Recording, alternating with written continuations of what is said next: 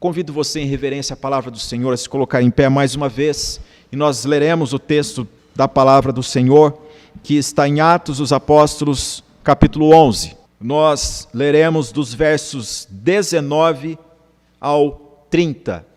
Diz-nos assim a palavra do Senhor.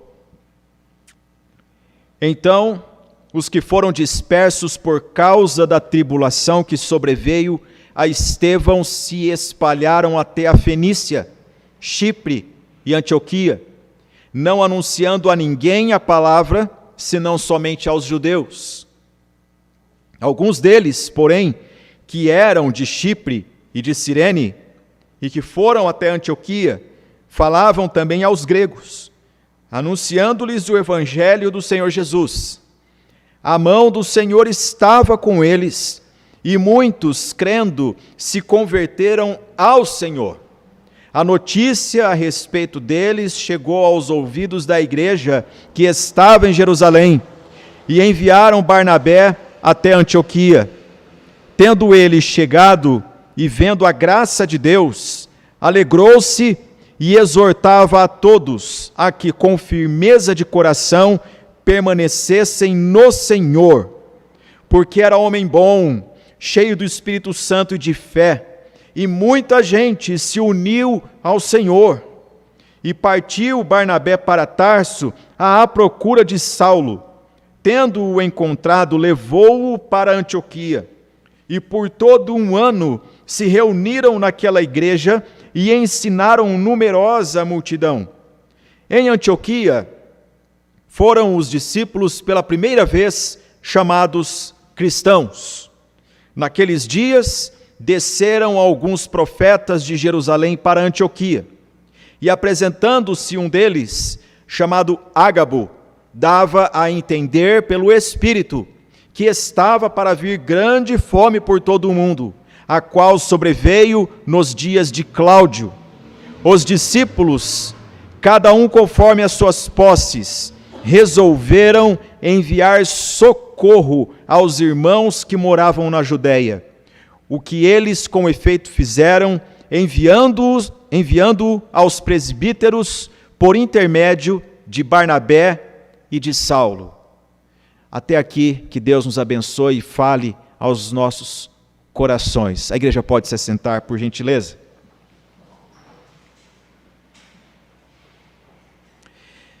Eu quero meditar com vocês esta noite sobre o tema referência de um homem de Deus para este tempo.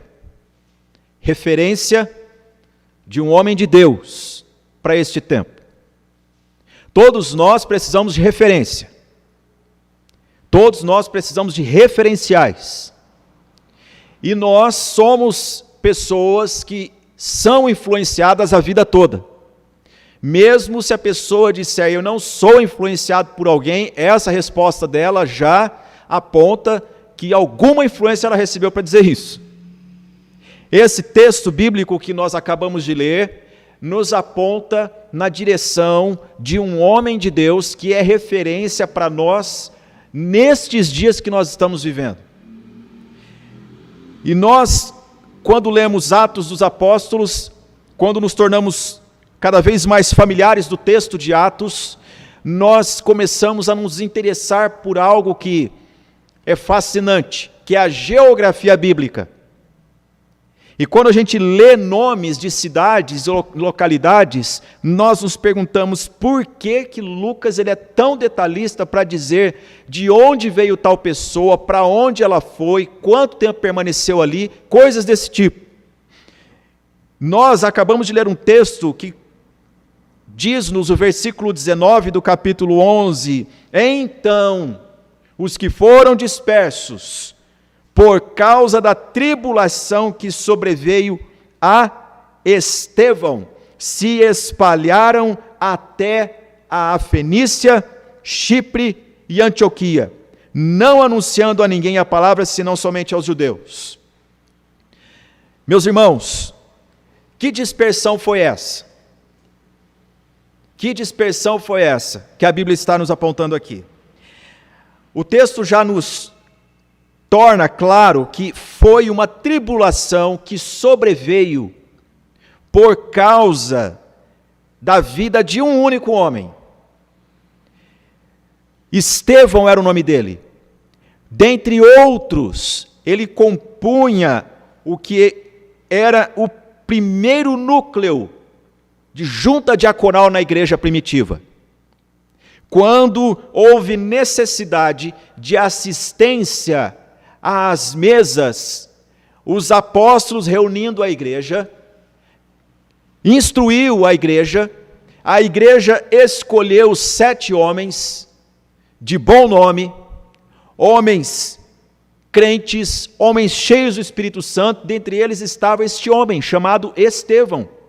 E qual era o trabalho destes homens? Assistir às viúvas, que nenhuma ficasse esquecida dentro da comunidade cristã, que não houvesse murmuração, para que não houvesse murmuração de que uma estava sendo lembrada e outra preterida. E eles tinham essa incumbência de reunir recursos, alimentos, cesta básica, roupa, coisas para subsistência e assistir a estas pessoas. Agora vejam vocês o seguinte, que Atos nos aponta na direção de que um dentre eles, chamado Estevão, que tinha esta incumbência, foi um homem bomba na sociedade. Porque a função deste homem, a função do diácono, a palavra grega diácono, significa aquele que serve. Não era simplesmente de carregar elementos de cesta básica ou de subsistência até a casa de alguém, mas esse homem cheio do Espírito Santo, ele é usado por Deus para pregar nesse caminho. Eu tomo a liberdade de escrever para vocês o que eu tenho na minha imaginação. Imagine só um homem que se levanta com a incumbência de naquele dia assistir pessoas necessitadas. Então ele se posta perante a igreja de Cristo e diz: estou aqui, para quem precisa levar? Precisa levar para a irmã tal, o endereço dela é esse. Ela está sofrendo, ela precisa de ajuda, e lá vai esse diácono, e no caminho ele vê uma pessoa que está ali mendicando, um cego, por exemplo. E ele vendo essa necessidade no caminho, ele não é uma pessoa que tem cegueira social. Vendo isso, ele prega para essa pessoa. Deus realiza um milagre na vida daquela pessoa. Isso começa a se tornar notório. Outro está chorando à beira do caminho. E nesse caminho ele consola essa pessoa e começa a haver uma comoção na sociedade. E Estevão gerou um ciúme dentro da religião judaica, porque era altamente usado por Deus na sociedade. Ele foi o primeiro mártir da história da igreja. Um homem que era cheio do Espírito Santo, testemunha do poder de Deus, pregador do Evangelho. Um homem só fez com que o sinédrio se reunisse e deliberasse contra ele. Como nós já estudamos na escola bíblica, o sinédrio era composto de 71 pessoas. É uma conta injusta. 71 pessoas contra um único homem. E este homem, diante dessas 71 pessoas, que muitos deles até participaram do julgamento do Senhor Jesus Cristo, ele é destemido. Quando ele vê a sentença que está vindo contra ele, ele ergue os olhos e diz: eu vejo o Filho de Deus, eu vejo a Jesus, à direita de Deus Pai. E eles então, rilhando os dentes, se arremetem contra Estevão, matam Estevão, e aí uma perseguição é encetada contra a igreja. E o texto nos diz: então, os que foram dispersos por causa da tribulação que sobreveio a Estevão. Eu pergunto, qual foi a tribulação que sobreveio a Estevão? Tribulação essa que levou às últimas consequências, ao martírio. Estes irmãos, eles se dispersaram, eles saíram de Jerusalém e da região da Judéia e ocuparam outras partes da geografia bíblica por causa da perseguição. Agora eu faço a pergunta para você. Você já teve a experiência de sair de casa para acudir alguém que estava sofrendo muito? E quando você chega nesse endereço, você fica sabendo que na tua casa também tem uma carência? Vou dar um exemplo. Imagine só um paramédico que está a trabalho e ele recebe a informação de que ele tem que correr na rodovia Raposo Tavares, quilômetro tal.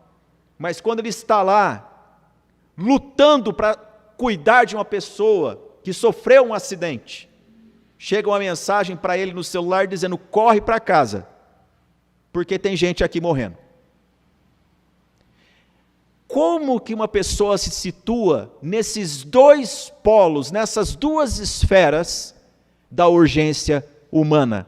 Esse texto nos ensina a referência de um homem que ele estava entre pessoas que sofreram a perseguição e pessoas que sofriam com a fome. O seu nome é Barnabé.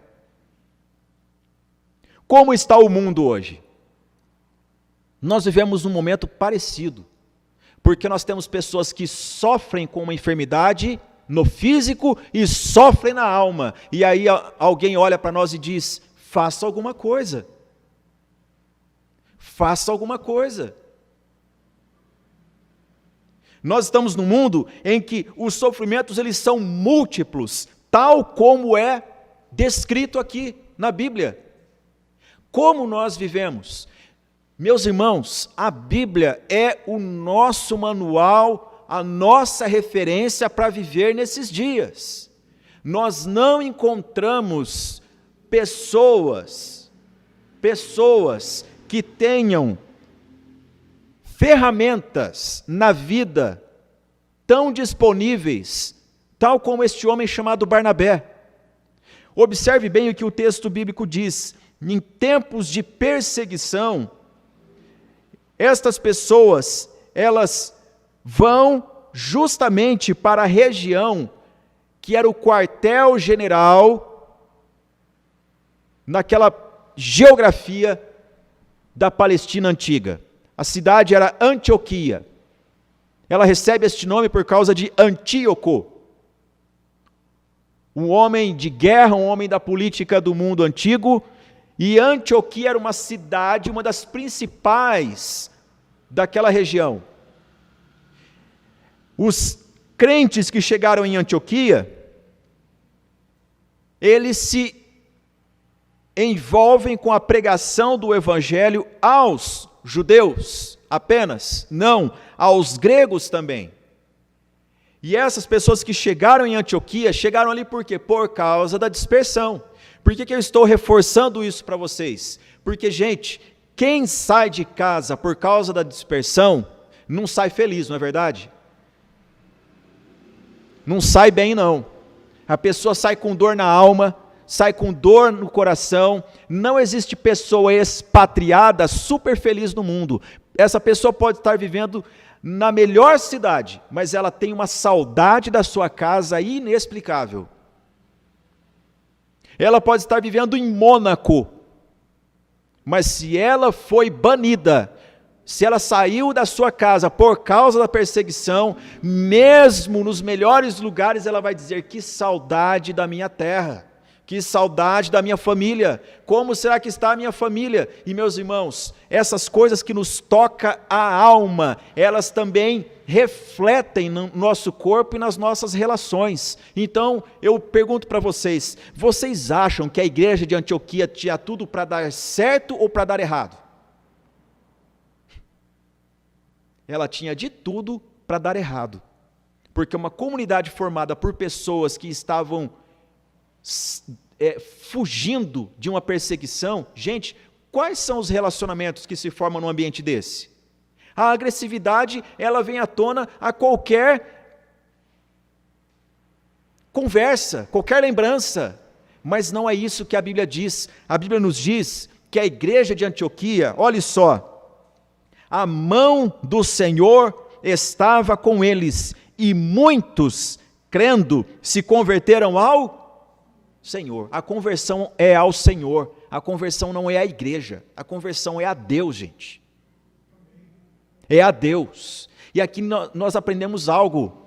Mesmo em tempos de privações, de perseguição, de sofrimento, mesmo em tempos que você corre para rodovia para acudir alguém e chega a notícia que na tua casa há uma carência, isto não impede o fluir da graça de Deus. Deus está agindo no mundo. Deus está presente na história. A notícia a respeito deles chegou aos ouvidos da igreja que estava em Jerusalém. E enviaram Barnabé até Antioquia.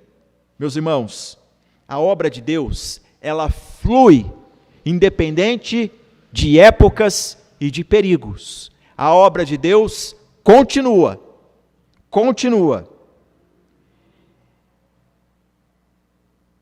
E a igreja, ela tem a sua relevância com esta palavra, cuidado. A igreja de Jerusalém, ao ver que os que estavam em Antioquia por conta da perseguição, eles pregavam o evangelho e houve conversões ali, a igreja de Jerusalém diz: esse povo precisa de cuidado, esse povo precisa de ensino. Esses nossos irmãos que partiram daqui por causa da perseguição e se instalaram em Antioquia, eles estão feridos de coração, eles estão alquebrados e precisam de alguém que vá lá para levar bálsamo para eles. E o nome escolhido para ir para Antioquia é o nome de quem? Barnabé. Nós estudamos hoje de manhã quem era ele. Seu nome era José. Mas os apóstolos, vendo o caráter deste homem, deu a ele um outro nome, que é Barnabé, filho da exortação, que significa também filho da consolação, ou filho do encorajamento. Ele era um homem encorajador. Ele é a pessoa escolhida para ir de Jerusalém até Antioquia, para esta comunidade da dispersão. Aí eu pergunto para vocês, ele era gente boa ou não? Uma coisa que a Bíblia nos ensina, a igreja, ela não pode pensar da seguinte maneira: tem uma vaga em tal departamento, precisa de um nome lá. Não precisa de um nome lá. É mais que um nome. Precisa de uma pessoa com dom de Deus desenvolvendo aquilo. Pessoas certas, nos lugares certos, fazendo coisas certas. Não faria sentido deslocar um homem que não tivesse amor pela igreja, que não tivesse amor por Jesus, que não soubesse da palavra de Deus, porque a carência de Antioquia era de uma pessoa que tivesse bálsamo nas suas palavras, porque eram pessoas feridas, porque foram dispersas. Era uma comunidade que estava emergindo, precisava de aconselhamento, precisava de ensinamento bíblico. Esse homem tinha que saber da Bíblia. Na igreja não é um vai lá e faz porque há uma vaga. Na igreja é qual é a pessoa dotada de dom espiritual da parte de Deus e que tem compromisso com a igreja de Cristo para estar lá. Do contrário, quem vai estraga. Se não for assim, não pode ir. Mas a história nos conta o cuidado da igreja em selecionar este homem, Barnabé. Olha só, a notícia, versículo 22, a respeito deles, chegou aos ouvidos da igreja que estava em Jerusalém e enviaram Barnabé até Antioquia. Agora, vejam só, tendo ele chegado e vendo a graça de Deus, Barnabé, que referência de homem é este para esses dias que nós estamos vivendo? A referência é um homem de visão. Não é divisão, dividir, é um homem de visão. Um homem que enxerga. E ele enxerga o quê? Graça de Deus. Ele chega neste lugar de pessoas que estavam ali por causa da perseguição, pessoas que tinham lembranças do que fizeram com elas em Jerusalém, e pessoas que estavam vendo o crescimento da igreja. Quando este homem chega ali, ele vê a graça de Deus. Meus irmãos, Paulo, quando escreveu para Tito, capítulo 1, versículo 15, ele disse algo importantíssimo. Ele falou: para os puros, todas as coisas são puras.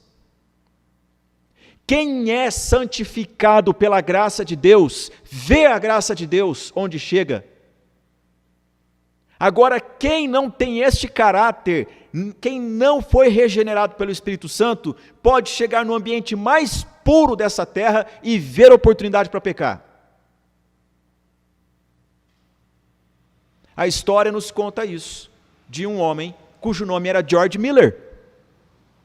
George Miller era alemão, e o seu pai disse para ele: você tem que ser um homem que ganha dinheiro nessa vida, porque senão não vale a pena. E ele era incentivado pelo pai para estudar direito, mas ele, quando olhou para a igreja, ele disse o seguinte: quer saber de uma coisa? Eu vou me envolver com esse negócio, igreja. Gente, igreja não é negócio. A história nos conta que George Miller entrou num seminário teológico, estudava, tirava boas notas, e numa viagem missionária, ele roubou o dinheiro da viagem missionária. Uma pessoa, quando não é tratada no seu coração, ela pode estar no melhor lugar, onde as pessoas têm as melhores intenções, e ela age de forma pecaminosa. Mas não é isso que é lembrado da biografia de George Miller. O que é lembrado é o seguinte: é que este homem, agindo dessa forma, num dado momento, quando alguém pregava a palavra nessa viagem missionária, a palavra de Deus impactou o coração de George Miller de tal forma que ele disse: eu vou para o inferno se eu continuar desse jeito, eu não sou uma pessoa salva, eu preciso de salvação. E ele se rendeu, a graça de Deus transformou o coração deste homem, e ele é conhecido hoje como George Miller, o apóstolo da fé. Foi um apelido que deram para ele na história da igreja, porque era um homem que pregava o evangelho, que lia a Bíblia e que orava. Quando perguntaram: George Miller, quantas vezes você leu a Bíblia? Ele disse: eu não estou muito certo do número, mas é algo mais ou menos em torno de 200 vezes, das quais 100 foram assentados e outras 100 foram de joelho, chorando em cima das páginas da Bíblia Sagrada. George Miller, ele tocou um orfanato na Inglaterra para mais de 5.000 crianças, pela vida de oração que ele tinha. De noite, as crianças iam para a cama e ele olhava a despensa e não tinha comida para aquelas milhares de crianças. Vinham então pessoas e diziam: pastor George Miller, o que faremos? As crianças vão acordar daqui 6 horas e nós não temos comida. Ele então entrava no quarto, fechava a porta e orava e clamava a Deus. Poucos instantes, chegavam carruagens e carruagens de alimentos à porta do orfanato, pessoas dizendo: eu sonhei que eu precisava trazer alimento aqui, pastor, não sei porquê, mas aqui está, receba em nome de Jesus. Um homem de oração, um homem crente, um homem que foi transformado. O mesmo pode acontecer com todos nós hoje em dia. Nós vivemos num mundo órfão, gente, e não dá para nós termos um conhecimento bíblico para nossa satisfação apenas. Nós precisamos ser coerentes. O que nós conhecemos da Bíblia tem que ter relevância social, assim como foi com George Miller. E por que isso? Porque a Bíblia já nos aponta, como no exemplo de Barnabé, ele vai para Antioquia, ele vai para este polo militar do mundo antigo, onde as pessoas não estavam de todo protegidas, e ele ensina a palavra de Deus. Ele era um homem de visão, ele chegou ali e ele viu graça de Deus. Me permita, carinhosamente, dizer na tua direção: você precisa, porque é uma forma de reforçar a mensagem. Você precisa ser uma pessoa de visão como Barnabé. Porque gente que vê problema tem demais. Gente que vê defeito tem demais. Agora, gente que chega no ambiente e vê a graça de Deus, carece. Barnabé, esse homem, chegando ali, ele viu a graça de Deus. Outro ponto do caráter de Barnabé está no versículo 23, que diz: alegrou-se e exortava. Um homem alegre. Qual é a referência de homem que você tem? Qual é a referência de mulher que você tem? Que alegria que essa pessoa expressa? É a alegria do Senhor ou é uma alegria mundana? Aqui é a alegria de Deus, gente, na vida de um homem. Não é uma alegria fútil. O mundo está como está por causa de alegrias fúteis. Agora, uma pessoa que se alegra porque seu coração é cheio de Deus, é diferente. Um homem que se alegra com a graça de Deus, ele se põe então a uma prática logo em seguida, que é exortava-os. A palavra exortação não é corrigir dando cajadada. Há uma anedota de certa vez uma pessoa chegou a um pastor e disse: pastor, eu tenho um dom e quero ser útil. Qual é teu dom? Meu dom é o dom da exortação. E esse pastor então disse para essa pessoa: então vá na casa do irmão José e exorta ele, porque faz uns meses que ele não aparece na igreja, não atende telefone, não recebe ninguém. Exerça seu dom. No dia seguinte, a pessoa chega na igreja, o pastor disse: e aí, você foi na casa do José? Fui. E aí, você exerceu o seu dom? Sim. E o que ele disse? Ele disse que não quer mais saber de igreja, jamais. Má compreensão do termo da palavra de Deus. Exortar é encorajar, exortar é consolar, exortar é chamar para perto de Deus. Barnabé é um homem que enxerga a graça de Deus. Barnabé é um homem alegre em tempos de tristeza. Barnabé é um homem que exorta a todos a quê? Quem exorta, exorta a algo. Quem encoraja, encoraja para algo e por algo. E que é este algo? O texto nos diz: com firmeza de coração permanecessem no Senhor. Otimismo fútil o mundo tem demais. Aqui não é aquele tipo de coisa de vamos lá, sacode a poeira e levanta, vamos. Gente, isso aí não resolve. Nós precisamos de uma vida cheia do Espírito Santo, que quando nós abrimos a boca, sai doçura, sai palavras de encorajamento, ou só a tua presença, o teu olhar, a tua disposição alegre, encoraja pessoas. Barnabé é este homem. Um homem encorajador segundo a Bíblia. Como é isso? Basta nós vermos a biografia dele no verso 24. Porque era homem bom. Meus irmãos, Atos dos Apóstolos nos apresenta ação de Deus, ação de anjos e ação de homens. Deus usa pessoas para tocar pessoas.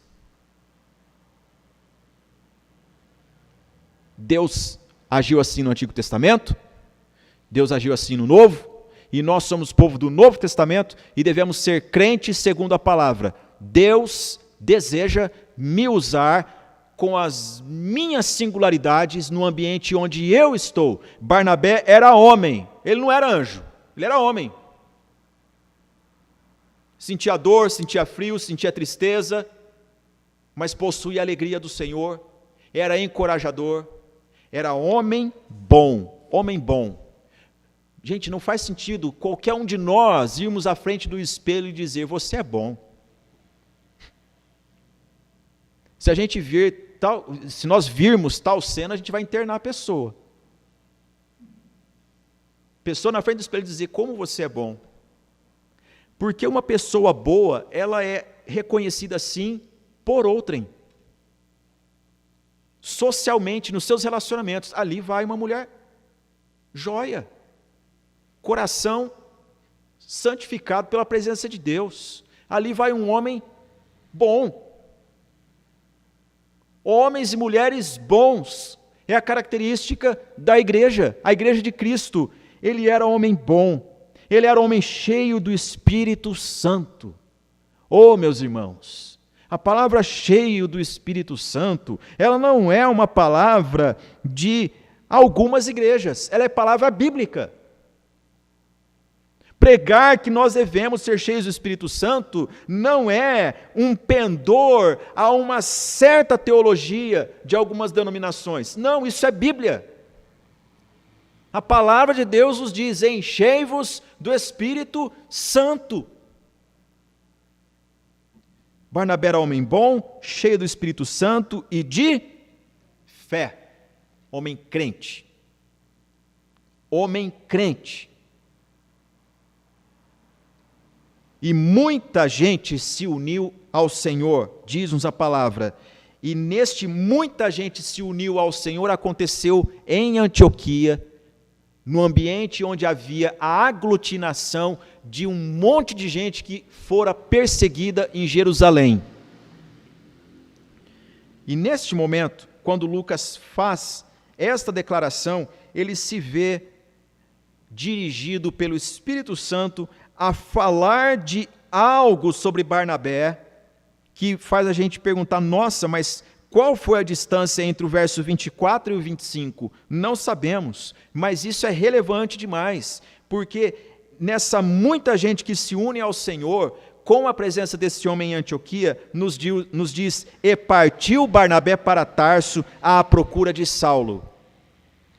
Barnabé era um homem de visão da graça de Deus. Barnabé era um homem alegre, Barnabé era um homem encorajador, homem bom, cheio do Espírito Santo e de fé, e ele era um homem reconciliador. Antioquia ficava na Síria. Damasco também era uma cidade na Síria. E vocês se lembram que Saulo tomou cartas das autoridades judaicas em Jerusalém para subir até Damasco, para a partir de Damasco começar uma perseguição aos cristãos ali. Mas quando ele estava chegando em Damasco, o próprio Senhor Jesus apareceu-lhe no caminho e converteu o coração dele, lá na região síria. Então não é nada mais justo para Lucas do que discorrer que Barnabé, ao chegar nesta região da Síria, ele procure por Saulo. Onde está Saulo? E ele toma conhecimento de que Saulo está em Tarso. A Bíblia não nos dá mais informações, mas nós temos uma liberdade de imaginar como foi isso. Imagine Barnabé, juntamente com essa igreja alegre, vendo a graça de Deus, ele fala: e Saulo, hein? E Saulo que se converteu, que estava vindo para essas bandas, cadê ele?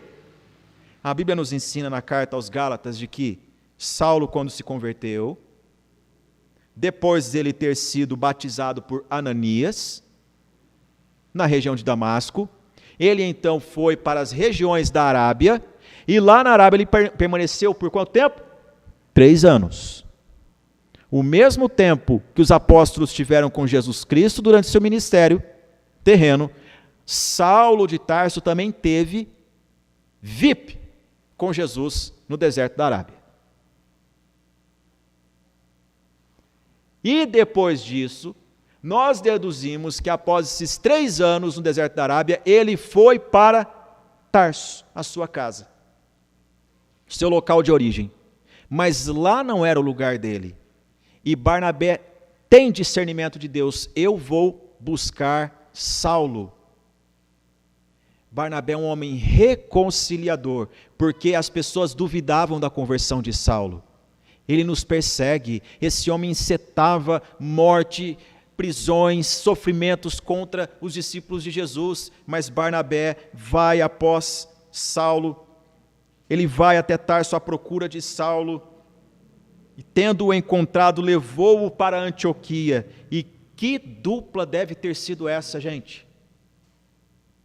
Saulo de Tarso mais Barnabé. E eles passaram 1 ano ensinando, a Bíblia diz no versículo 26, numerosa multidão. Uma numerosa multidão sendo ensinada por Barnabé e Saulo. E que coisa maravilhosa é essa? Porque é pelo ensino que os discípulos são chamados pela primeira vez de cristãos. Pequenos cristos. Não há cristianismo sem ensino. Não há cristianismo sem palavra de Deus. Não há cristianismo sem discipulado. Não há cristianismo sem esta experiência com a palavra de Deus. Ensino da Escritura. É isso que a Bíblia nos ensina. E o texto então nos diz que lá em Antioquia, eles recebem um grupo de profetas de Jerusalém. E estes trazem com eles um homem chamado Ágabo, versículo 28, que dava a entender pelo Espírito, que estava para vir grande fome por todo o mundo, a qual sobreveio nos dias de Cláudio, que vai ser citado em Atos 21.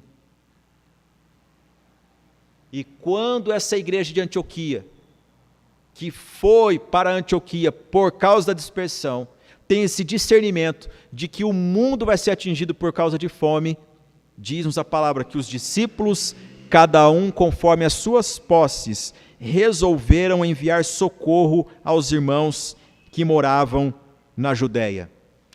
Eu quero neste momento apresentar para vocês 3 pontinhos que nós como igreja devemos ser nesse tempo. O mundo, gente, está sendo assolado.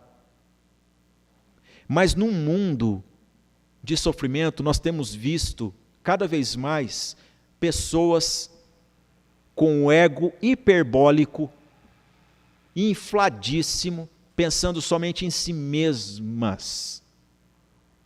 Pessoas que só pensam em si.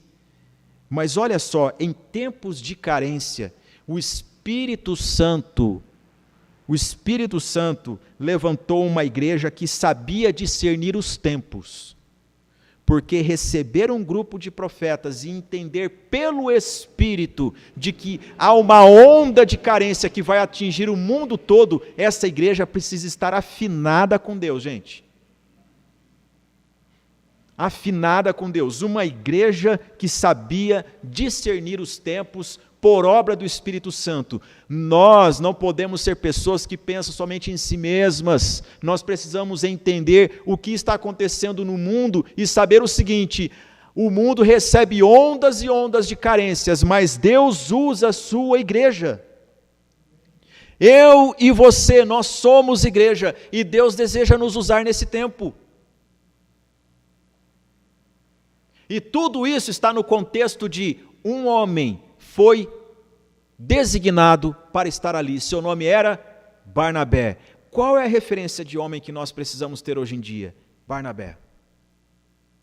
Um homem que estava em Jerusalém e que foi atender uma comunidade que sofria por causa da dispersão. E quando está lá atendendo, ele tem notícia: em Jerusalém vai ter sofrimento também. E aí a igreja decide agir. O verso de número 29 nos diz que cada um conforme as suas posses resolveram. Segunda coisa, uma igreja engajada, uma igreja envolvida com a obra de Deus. Veja só o que diz o texto no versículo 21. A mão do Senhor estava com eles. Eles quem? A igreja de Antioquia. A mão do Senhor estava com eles. Aí nós perguntamos, por que a mão do Senhor estava com eles? Porque o texto nos diz, no versículo 20, que eles anunciavam o evangelho do Senhor Jesus. Anunciar o Evangelho de Jesus, gente. Anunciar o Evangelho de Jesus é obra de Deus. E quando nós nos envolvemos com a obra de Deus, ninguém detém. Como diz o velho hino, é obra santa. E aquilo que diz respeito a Deus, Ele coloca da sua mão e abençoa. Em nome de Jesus, olhem para mim todos vocês, envolvam-se com a obra de Deus. É certo o resultado, porque Deus põe a sua mão. Coisa de homens é incerto, mas obra de Deus é certeza, dá certo. O que fazer nesses dias? Envolva-se com a obra de Deus. Você sofreu perseguição, você foi deslocado de Jerusalém para Antioquia, tá bom. É sofrimento? É. Tem lembranças? Tem. Mas se envolva com a obra de Deus, porque a obra de Deus nos cura, gente. A obra de Deus traz bálsamo. A obra de Deus é maravilhoso, porque Deus coloca a sua mão. A igreja era uma igreja que sabia discernir os tempos. A igreja era uma igreja engajada com a obra de Deus. Terceiro ponto, a igreja era uma igreja relevante, porque diz a palavra do Senhor, que eles decidiram enviar socorro aos irmãos que moravam na Judéia. Aqui, gente, se fosse pessoa que não tivesse sido tratada no seu coração, poderia dizer o seguinte, bem feito para aquele povo que ficou lá. Porque quando eu precisei de guarida, não me deram. Aquele povo de Jerusalém, mas não. Quando essa notícia chega, não, vamos ajudar esse povo. Vamos acudir. Uma igreja relevante. E olhe só que coisa maravilhosa. O que eles com efeito fizeram enviando-o aos presbíteros. Aos presbíteros. Por intermédio de quem? De Barnabé e de Saulo. Que dupla maravilhosa. Eu gostaria que nós meditássemos nisso. O verso 19 começa falando de perseguição, de tribulação. Tribulação que chegava até o martírio. E aí, quando nós lemos a partir do verso 27, nos fala sobre fome. Duas esferas de sofrimento, mas que Deus levanta um homem com uma biografia peculiar. Homem bom, cheio do Espírito Santo e de fé. Aqui está a lição e a referência de homem que nós precisamos ser nesse tempo. Porque se não formos assim, gente, nós nos envolvemos facilmente com as dores deste mundo e sucumbimos. Barnabé é um homem entre dois polos. E ele é quem? Ele é uma pessoa que vê a graça de Deus, ele é um homem alegre, ele é um homem encorajador. E tudo isso porque ele é cheio do Espírito Santo. Permita-me dizer isso, você precisa ser cheio do Espírito Santo. O mundo sofre, e só quem é cheio do Espírito Santo enxerga a graça de Deus. Só quem é cheio do Espírito Santo, mesmo sofrendo profundas tristezas nessa vida, tem alegria para dar. Porque a vida com Cristo é um paradoxo. Você pode sentir alegria em profunda tristeza, inexplicavelmente você pode dizer, está tudo bem, está tudo bem. Como Horatio Spafford disse no seu hino, está tudo bem com a minha alma, sou feliz com Jesus. Posto isso, eu faço um desafio para você. Que tal, a partir de hoje, você olhar para si e dizer, Senhor, eu preciso ser essa pessoa que o Senhor ensina na tua palavra, como Barnabé foi, num mundo que tem dois extremos de sofrimento, tribulação de perseguição e fome, carências. Levanta-me para o louvor da sua glória, Deus. Que Deus nos abençoe. Eu convido a igreja a se colocar em pé neste momento.